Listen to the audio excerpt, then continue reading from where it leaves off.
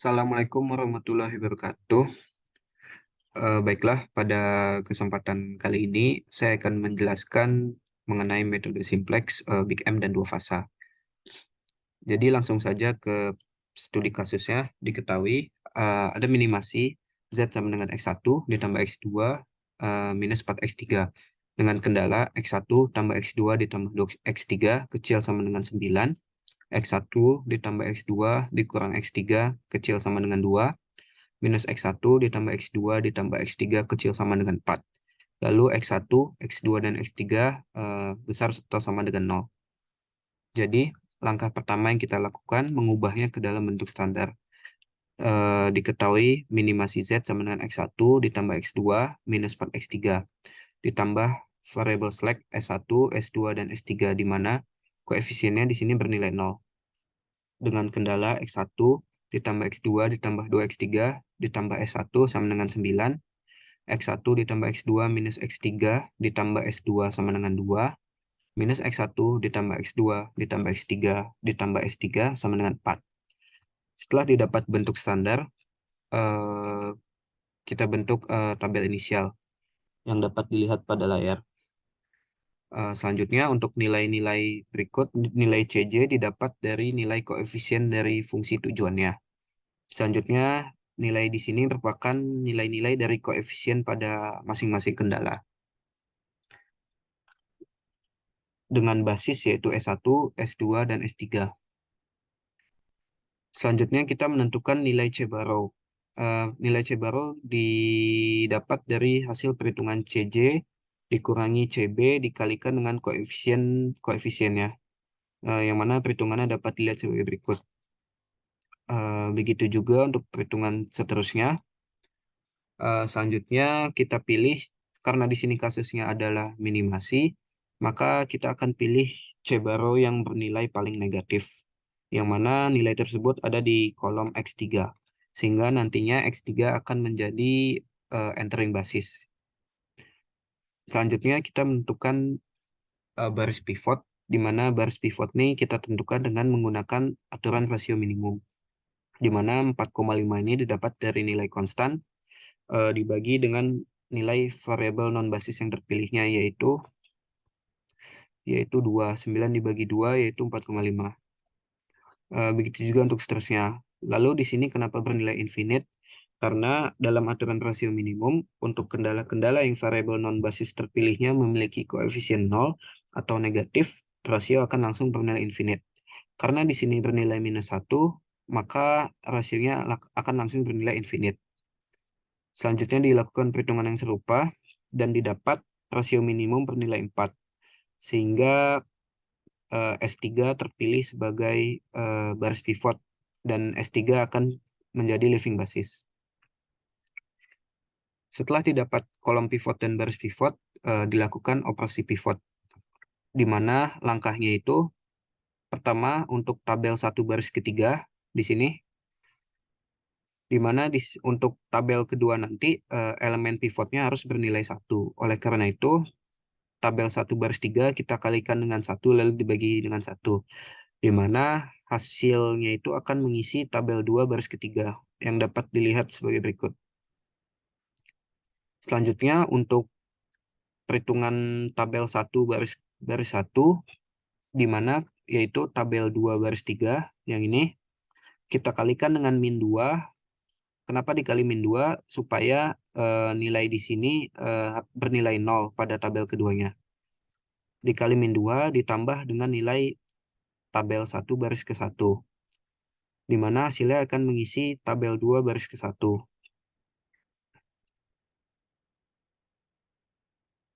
Selanjutnya untuk tabel 1 baris kedua, yang ini perhitungannya itu tabel kedua baris ketiga, yang ini kita kali dengan 1 ditambah tabel 1 baris kedua, yang mana hasilnya akan menjadi tabel 2 baris kedua, yang ini. Setelah dilakukan operasi pivot, maka muncul tabel kedua. Sama seperti di atas, langkah selanjutnya kita menghitung nilai C-Barrow-nya, yaitu dengan nilai CJ dikurangi CB dikalikan dengan nilai-nilai koefisiennya.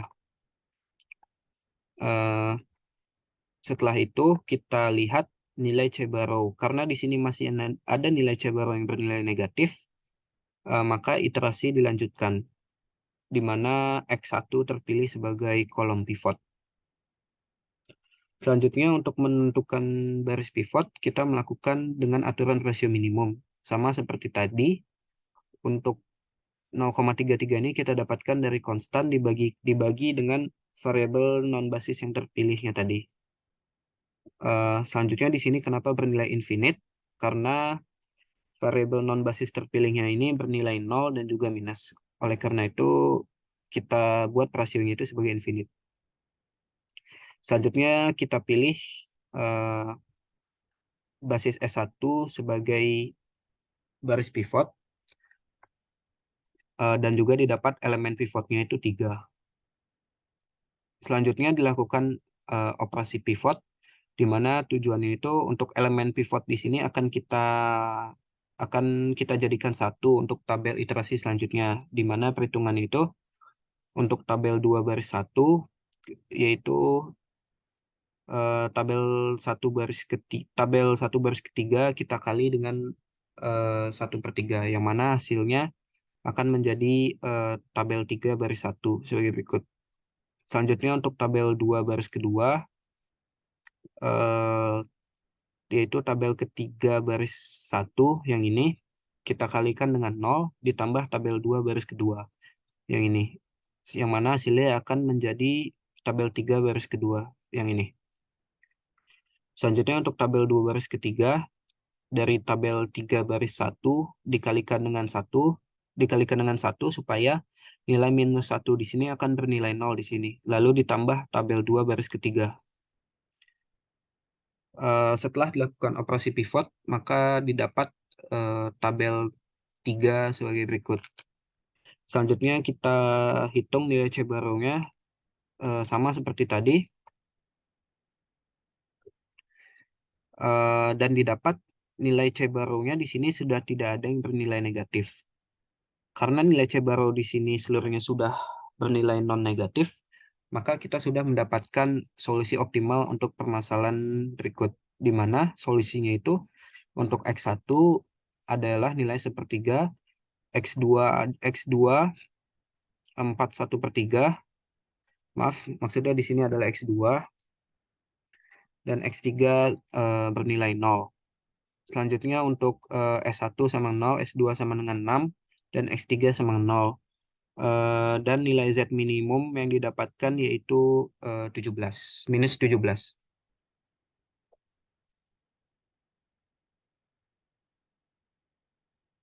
Selanjutnya yaitu metode Big M. Untuk metode Big M ini biasanya digunakan ketika kendala-kendalanya ada yang bertanda besar dari atau sama dengan.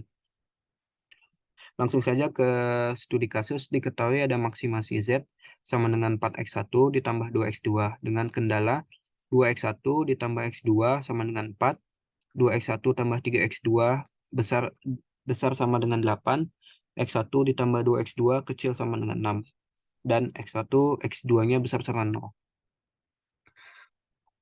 Langkah pertama yang kita lakukan yaitu mengubahnya ke dalam bentuk standar, di mana maksimasi Z 4x1 tambah 2x2 ditambah variabel S1, S2, lalu dikurangi variabel artifisial MA1, MA2.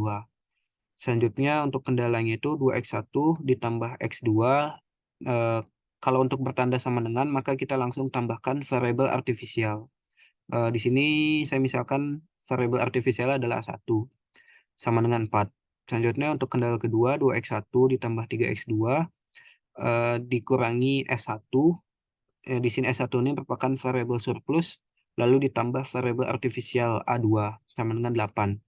Selanjutnya untuk kendala ketiga X1 ditambah X2, 2x2 ditambah variabel slack karena kendalanya bernilai kecil lalu sama dengan 6. Langkah selanjutnya kita buat tabel inisial sama seperti metode simplex tadi. nilai CJ di sini merupakan nilai-nilai koefisien dari fungsi tujuan yang ada pada bentuk standar. Selanjutnya basisnya itu ada A1, A2, dan S2. Langkah selanjutnya itu kita menentukan nilai C baronya, di mana untuk nilai C baro tadi sama seperti dengan metode simplex, yaitu CJ dikurangi CB dikali dengan nilai-nilai koefisien berikut. Sehingga didapat nilai C baronya itu 4 ditambah 4M. Begitu juga untuk eh, seterusnya. Selanjutnya, karena di sini adalah kasus maksimasi, maka kita mencari nilai C baro yang paling besar, yaitu pada kolom X1, sehingga X1 terpilih sebagai kolom pivot. Selanjutnya, untuk menentukan baris pivot dengan menggunakan aturan rasio minimum, yang mana hasilnya dapat dilihat sebagai berikut, yaitu nilai konstan dibagi dengan nilai variabel non-basis yang terpilihnya, yaitu 2, didapat hasilnya 2. Begitu juga untuk seterusnya. Selanjutnya, terpilih rasio minimumnya bernilai 2. Oleh karena itu, variabel basis A1 terpilih sebagai baris pivot, yang mana akan menjadi leaving basisnya. Dan elemen pivot didapatkan 2. Adapun langkah selanjutnya itu kita melakukan operasi pivot.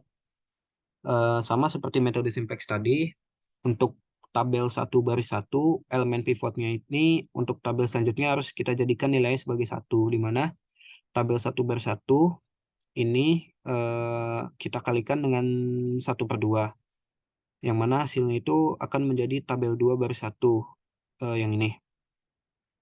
Selanjutnya untuk tabel 1 baris 2 yang ini kita kalikan minus 2 agar 2 ini nilainya di tabel 2 menjadi 0. Lalu ditambah tabel 1 baris kedua yang ini. Di mana hasil nanti akan menjadi tabel 2 baris kedua yang ini. Selanjutnya untuk tabel 1 baris ketiga, yaitu tabel 2 baris 1 dikali minus 1 ditambah tabel 1 baris ketiga. Yang mana hasilnya akan menjadi tabel kedua baris ketiga yang ini. Setelah dilakukan operasi pivot, selanjutnya kita lakukan perhitungan nilai C baro. Sama seperti tadi, C baro itu CJ dikurangi CB dikali koefisien masing-masingnya. Didapat nilai C baronya. Selanjutnya kita lihat, karena di sini adalah kasus maksimasi, kita pilih nilai C baro yang paling besar atau yang paling positif. Di mana di sini dapat kita lihat nilai yang paling positif yaitu adalah 2M, sehingga X2 terpilih sebagai kolom pivot. Selanjutnya, kita menentukan baris pivot dengan menggunakan aturan rasio minimum, sama seperti tadi, yaitu nilai konstan dibagi 0,5, nilai di sini. Begitu juga seterusnya. Selanjutnya, terpilih variabel dengan basis A2 sebagai baris pivotnya.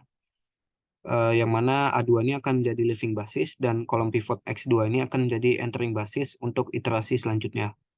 Selanjutnya dilakukan operasi pivot sama seperti sebelumnya.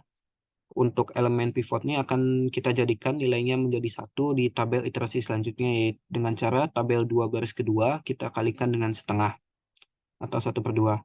Yang mana hasilnya menjadi tabel 3 baris kedua yang ini.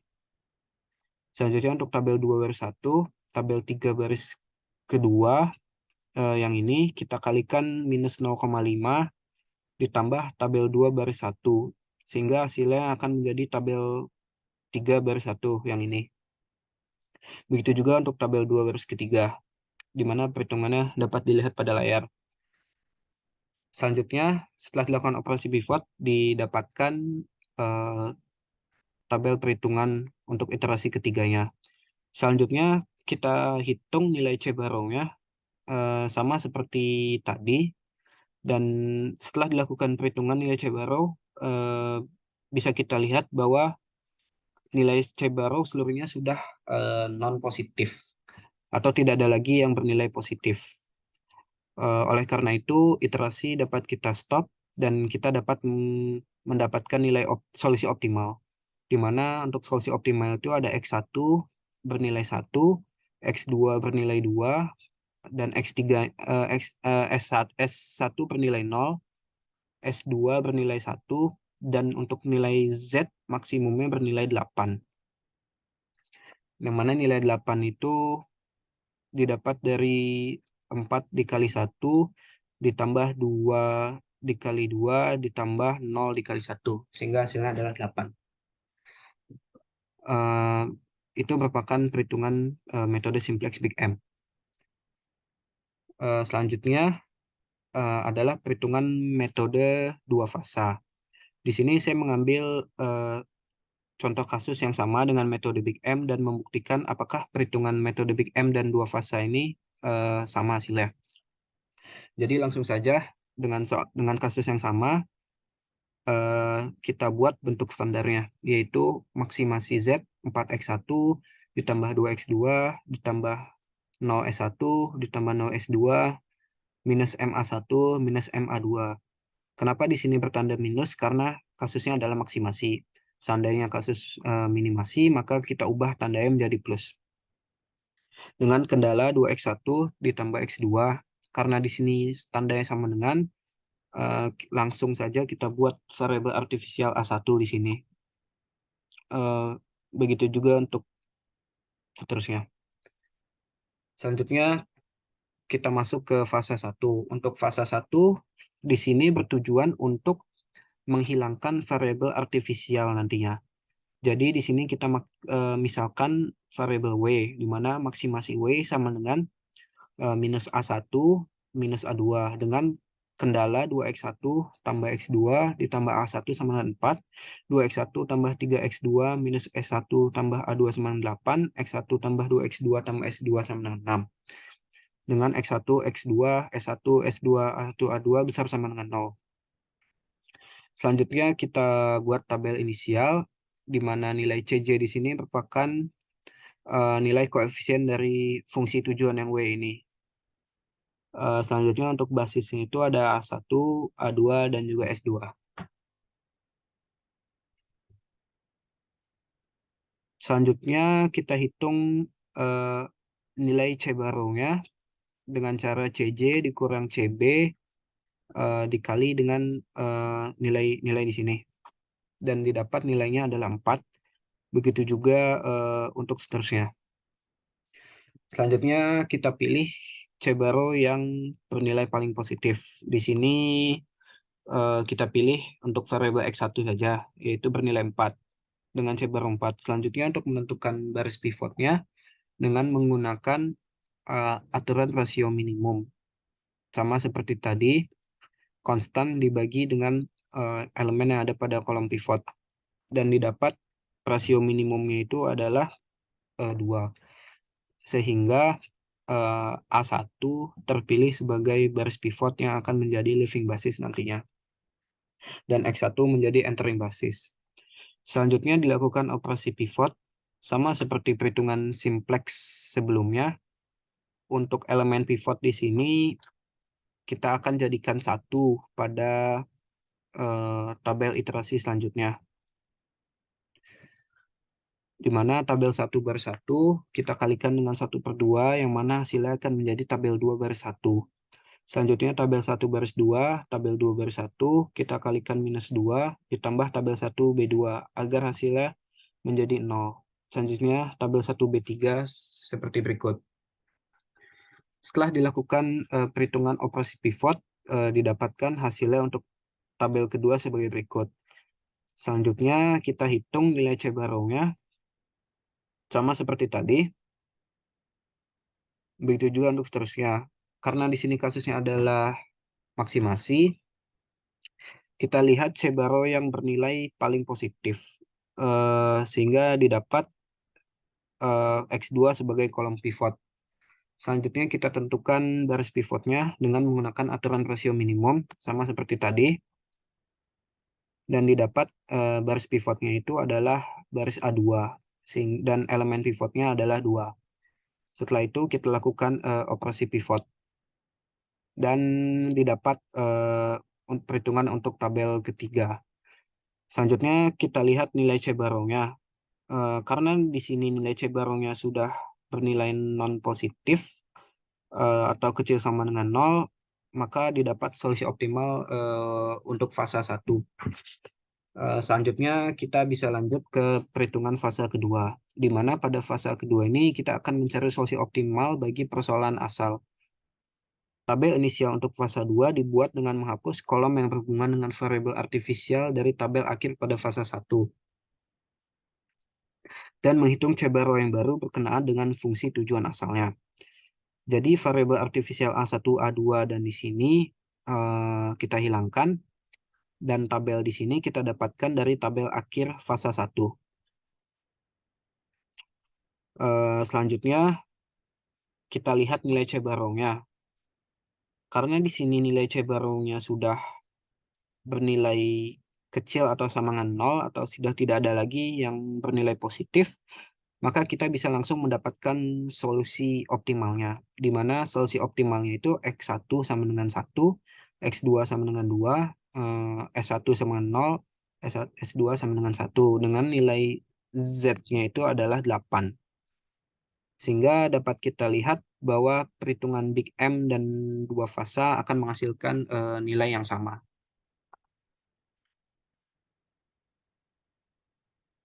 Mungkin cukup sekian penjelasan mengenai metode simplex, Big M, dan dua fasa dari saya. Terima kasih atas perhatiannya. Assalamualaikum warahmatullahi wabarakatuh.